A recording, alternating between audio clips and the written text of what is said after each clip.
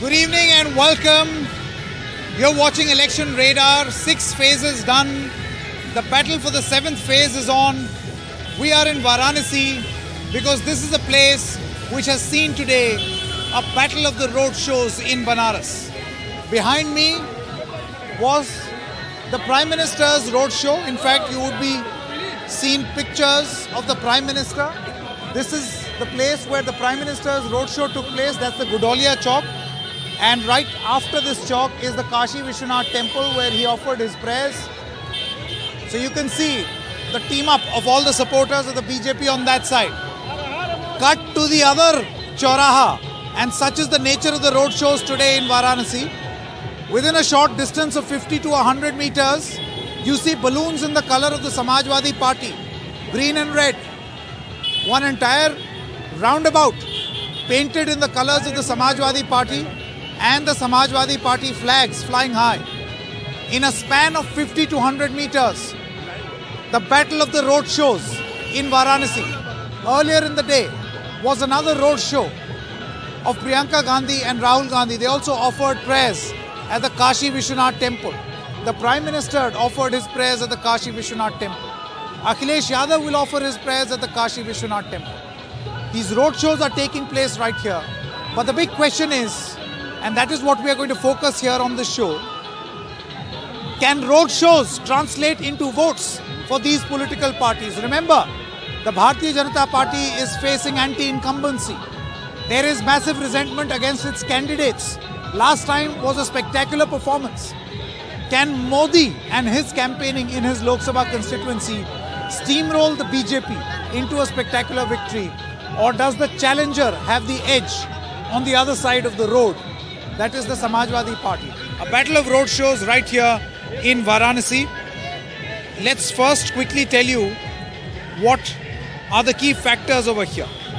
So the number of constituencies in Varanasi are 8. Varanasi South has always been with the BJP, the place where I'm standing right now, where the battle of the road shows is taking place. Varanasi North, always with the BJP in 2012 and 2017. Kant with the BJP in 12 and 17. Sevapuri with the SP in 2012 and Apna Dal in 2017, which was in an alliance with the BJP.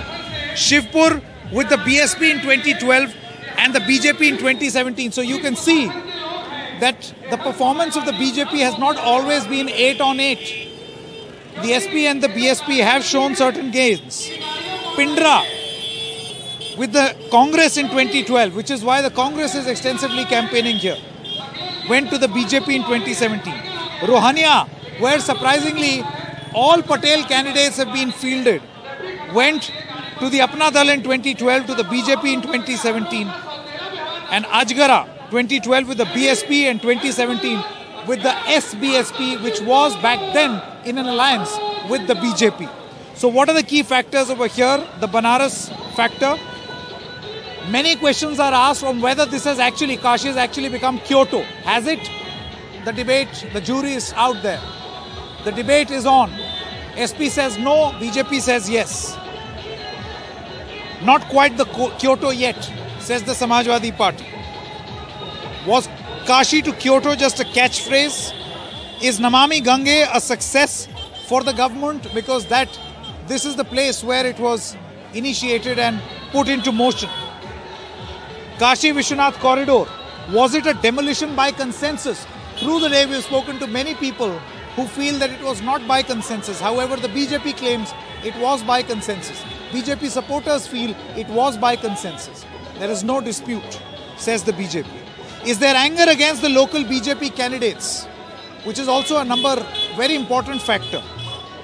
Is this a Modi election in Varanasi rather than a Yogi election, with the massive campaigning and the road show that has taken place today? Is the BJP using Modi power to tide over local anger against local candidates?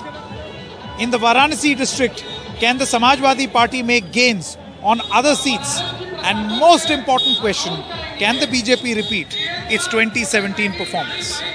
So on the Coup app, we asked a number of these comments, a number of questions actually, and there are comments that have come in. Devraj writes, I don't think road shows can influence people on their decision to whom they will vote. road shows is a tool to show off their strength in the region. Sameer Thakur says, if road shows can get the votes, then any non-political parties or organization can also win the election. But of course, these are comments on coup. The coup comments may not necessarily be the voters.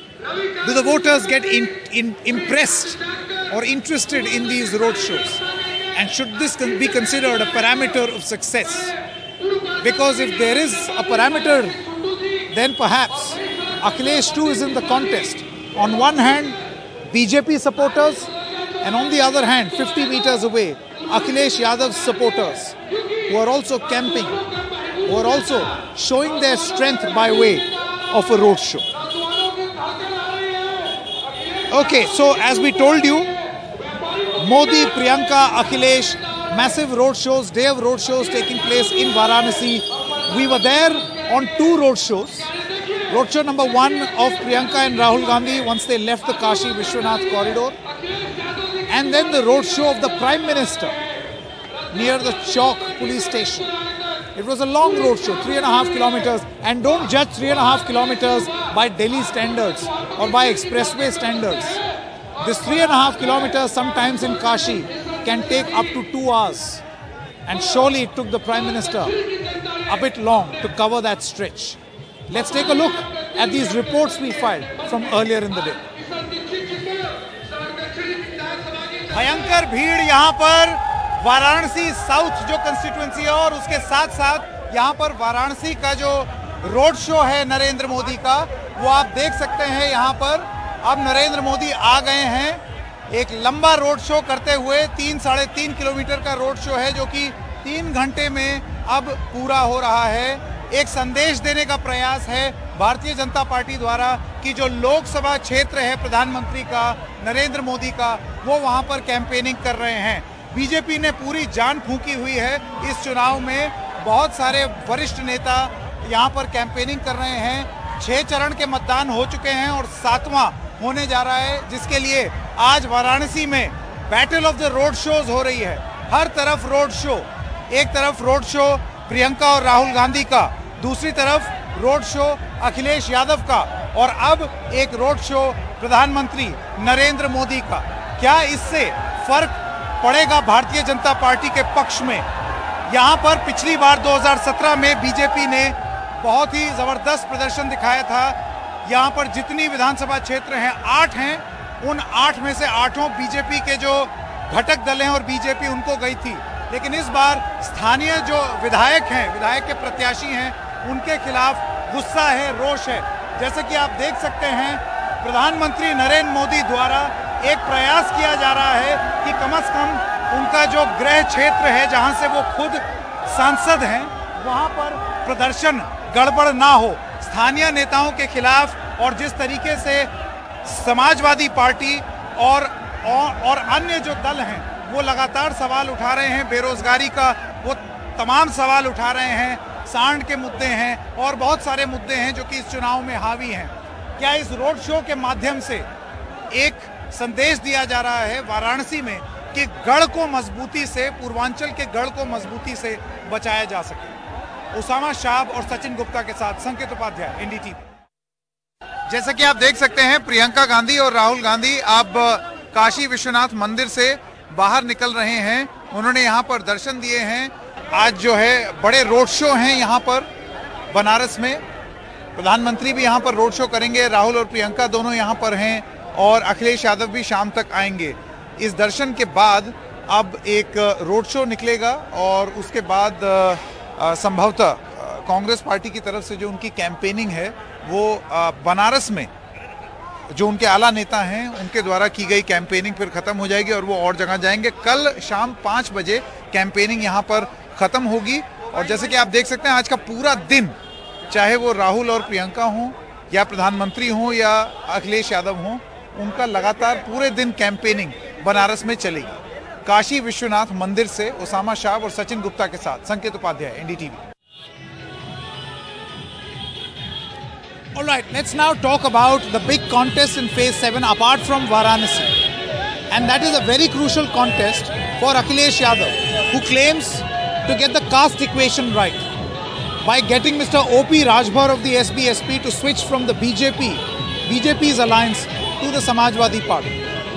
But is Mr. O.P. Rajbhar himself and the Samajwadi Party in general overestimating the abilities of an O.P. Rajbhar? Saurabh Shukla spoke to Mr. Rajbhar and Mr. Rajbhar's challenger, Shadab Fatima, to know what the reality is. He put some very, very serious posers to what is in discourse. Let's listen in to both these conversations in an exclusive interview. Rajbhar ji, अपनी Zahoorabad constituency में प्रचार क्यों नहीं कर रहे हैं? अपनी seat पे प्रचार नहीं कर रहे हैं आप? यहाँ की जनता चुनाव लड़ रही है। जनता ने जो चुन के भेजा ओम प्रकाश राजभर को सदन में, तो सदन से लेके सड़क तक जो लड़ाई हमने लड़ा, जब इनके भावना जिस मुद्दे को लेकर के हम भाजपा में गए कि जातिवार जनगणना हो जाएगी, सामाजिक न्याय समिति की रिपोर्ट लागू हो जाएगी, एक समान अनिवार्य फ्री शिक्षा हो जाएगी, घरेलू बिजली का बिल माफ हो जाएगा, ये भाजपा ने नहीं किया। तो मैंने जब इनसे कह के गया था कि ये काम कराऊंगा, भाजपा ने नहीं किया तो मैंने इस्तीफा दे दिया। इस्तीफा देना, एक कैबिनेट मंत्री के पद से छोड़ना, ये बात जनता के जेहन में बैठ गई कि हमारा नेता हमारे लिए लड़ रहा है। आपके माफिया दोस्त हैं कि नहीं है? मुख्तार अंसारी आपके दोस्त हैं कि नहीं? उनके बेटे को टिकट दिया आपने? मेरे दोस्त हैं, मेरे मित्र हैं, मेरे परिवार के हैं, मेरा उनका अच्छा संबंध है। क्यों माफियाओं से संबंध रखते हैं आप राजभर जी? हम तो ब्रिजेशो सिंह से संबंध रखते हैं।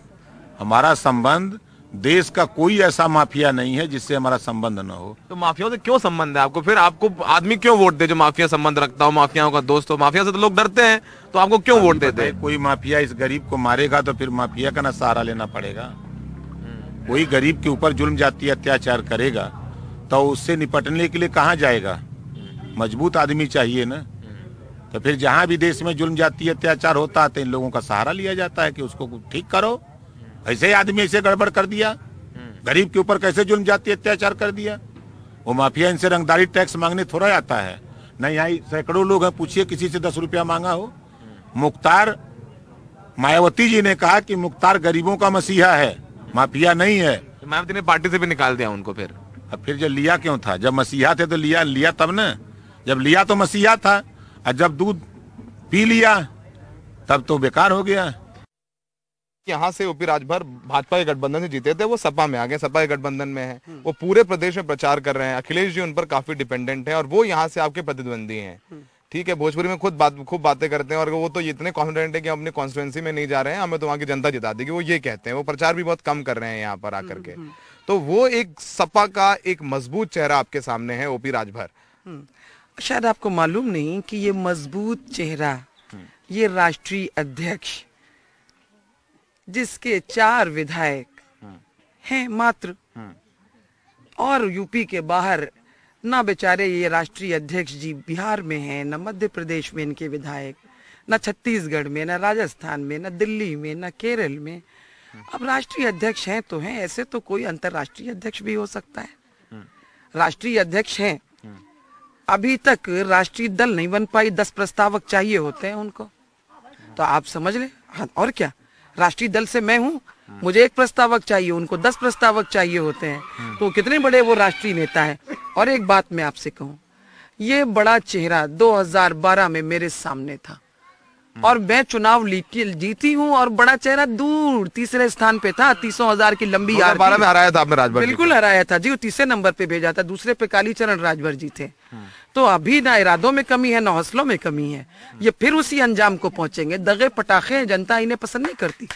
दगे पटाखे आप कह रही हैं? बिल्कुल दगे पटाखे हैं वो भाजपा, दोनों दगे पटाखे हैं। ये खाली बोलना जानते हैं। ओम प्रकाश राजभर जी कहते, अरे मेरी बात तो सुन लो। ये ओम प्रकाश राजभर जी कहते हैं कि सवर्णों को कहते हैं इनको काट के 6 इंच छोटा कर देंगे, जब भाजपा में थे। और कहते थे कि जो समाजवादी पार्टी के जो कैंडिडेट है उनको वोट करेगा, वो बहुत ही भद्दी बात करते थे। महिलाओं के लिए उन्होंने अपशब्द इस्तेमाल किया। वो उनके साथ विश्वास, जो भी वो कहते रहे, मैं उसे दोहराना नहीं चाहती हूँ, वो आप लोग खूब जानते हैं। तो पता नहीं माननीय राष्ट्रीय अध्यक्ष समाजवादी पार्टी के कैसे इनको बर्दाश्त कर रहे हैं जो उनके समाज को गाली दे रहा है। All right, before we head into a short break, let us also tell you that do remember this is a battle for Purvanchal, and it's a very, very significant battle. bellwether region. Whichever way Purvanchal swings, the state swings. And it's not just the BJP alone which is in contest in Varanasi. As you can see, even the Samajwadi Party extensively campaigning right here in Varanasi. So to win this battle of Purvanchal,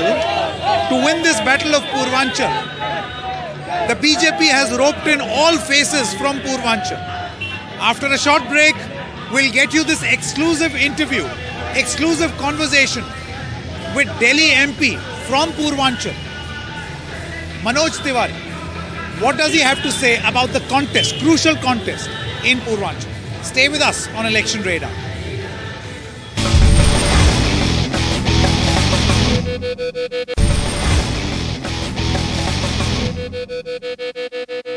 छठे चरण का चुनाव complete हो गया है, कितना confident हैं आप आज? कॉन्फिडेंस लेवल बहुत हाई है और हम तो पांचवें चरण की समाप्ति पे ही बहुमत का आंकड़ा हमारा जितना सर्वे है उसमें हम लोग टच कर चुके थे। आज छठे चरण का चुनाव संपन्न हो गया है और अगर मैं अभी ये मेरी 95वीं सभा है, मैंने जो 94 सभा में देखा है, अगर हम 300 से 326 भी हो जाएं तो किसी को आश्चर्य नहीं होना चाहिए, ईवीएम को दोष नहीं देना चाहिए। ऐसा स्थिति है। हम पूर्वांचल में हैं इस समय और पूर्वांचल का जो जातीय समीकरण है वो माना जाता है कि काफी इंपॉर्टेंट होता है। 2007 में बीएसपी ने 70 सीट लाई यहाँ पे और उनकी सरकार बनी। उसके बाद समाजवादी पार्टी 80 सीट लेकर आई, उनकी सरकार बनी। 2017 में बीजेपी ने 100 सीट लाया है यहाँ पे। क्या जातीय समीकरण यहाँ पे इतना ज्यादा इंपॉर्टेंट है आपके हिसाब से? देखिए, जो जातीय खेल था ना वो खत्म हो गया उत्तर प्रदेश से। अब ये वही लोग जातीय खेल खेल रहे हैं जो काम नहीं करते हैं, या जिन लोगों ने आतंकवादियों के साथ फोटो खिंचवाई होगी, या जो टोटी लेके भाग गए होंगे, ये ऐसे ही लोग अब जाति का खेल खेलेंगे। जिन्होंने राम मंदिर के भक्तों पे गोली चलाई होगी, जिन्होंने काम करने की जगह भ्रष्टाचार किया होगा। पिछले 2017 में कास्ट का जो खेल था ना उसको उत्तर प्रदेश ने तोड़ दिया। अब इस बार इतना काम हो चुका है, गरीबों के घर में फ्री अनाज, फ्री राशन, तो यहाँ लोगों को राम भी मिले हैं, राशन भी मिला है। यहाँ लोगों को टॉयलेट भी मिला है, मकान भी मिला है। यहाँ लोगों को सुख भी मिला है, सम्मान भी मिला है, जीवन भी मिला है, वैक्सीन भी मिला है, बिना किसी जातीय भेदभाव के मिला है, बिना किसी धार्मिक भेदभाव के मिला है। इसलिए आपको मैं एनडीटीवी के थ्रू देश को बताना चाहता हूँ कि उत्तर प्रदेश जाति पाति के भेदभाव से बहुत ऊपर उठ गया है। योगी मोदी के सबका साथ सबका विकास में सभी लोग अत्यंत प्रसन्न है। रिजल्ट 10 मार्च को। फिर बीजेपी यहाँ पर अपना दल और निषाद पार्टी के साथ जो गठबंधन किया है वो उसके बारे में फिर आप क्या कहेंगे? हमारा बहुत पुराना गठबंधन है। हम दलों से गठबंधन किए हैं, जातियों से गठबंधन नहीं किए। दल तो कोई भी हो सकता है, अपना दल। और सरदार वल्लभ भाई पटेल को जिस प्रकार से नरेंद्र मोदी जी की सरकार ने उनकी ऐसी ऐसी चीजों को जो कांग्रेस और बाकी दल भुला दिए थे, तो अपना दल उनके सरदार पटेल जी के सिद्धांतों को लेकर के चलता है। हम उनका स्वागत करते हैं। निषाद पार्टी, भाई निषाद पार्टी है ना, हमने उनको भी अच्छे से सीट दिया है और वो हर जातियों के लोगों को लड़ा रहे हैं। ये हमारा गठबंधन है, देश में बहुत हमारे गठबंधन के हिस्से हैं। तो ये तो अलग एक बात हो गई।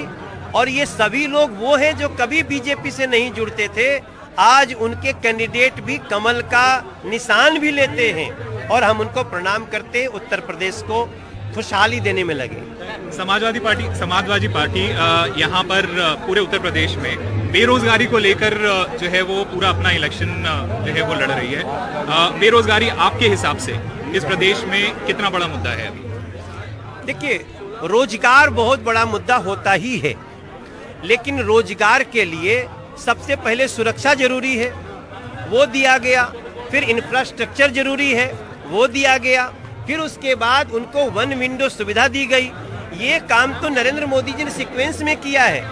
वो तो अखिलेश जी के जेहन में भी नहीं आ सकता है कि रोजगार का पहला चरण क्या होता है, पहला स्टेप क्या होता है।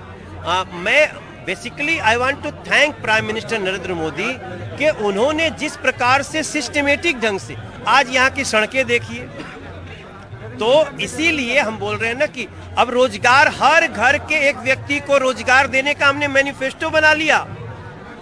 एवरी हाउस होल्ड, उनको एक व्यक्ति को रोजगार देंगे या स्वरोजगार देंगे। ये नरेंद्र मोदी योगी जी का ये वादा है और बीजेपी जो कहती है वो करती है।